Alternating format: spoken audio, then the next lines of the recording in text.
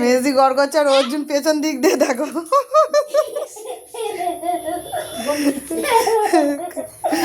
তো এদিকে দেখো আমাদের রাস বসানো হয়ে গেছে, রাস নয় চালের রাসটা বসানো হয়েছে, তাও আগামীকাল ধানের রাস বসানো হবে লক্ষ্মী ঠাকুরের কাছে।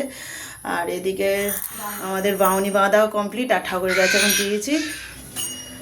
তো কেমন হয়েছে আমাদের বাউনি বাঁধাটা অবশ্যই জানিও। আমাদের নিজেদের ঘরের ধানের শীষ মেজদি বাবার বাড়ি থেকে এনেছে, আর বাঁধা হয়ে গেছে, দেখুন পুজো হয়ে গেল। তো আজকের অল্প করে আলপনা দেওয়া হয়েছে, চালের গুলি এখন সব কাঁচা আছে, ফোটেনি ভালো। তো এবারে আমাদের পোস্তলা জ্বালা হবে, পিঠে হবে, পুজো তো হয়ে গেল। তাই এই ধানের বাউনি তুলে সব জায়গায় দিয়ে দেবো, ধানের গোলায়, খড়ের গোলায়, গরুর গোয়াল ঘরে, সব ঠাকুরের কাছে দিয়ে তারপর আমরা পোস্তলা জ্বালবো পিঠে। আর এদিকে অর্জুন খুব বদমাইশি করছে।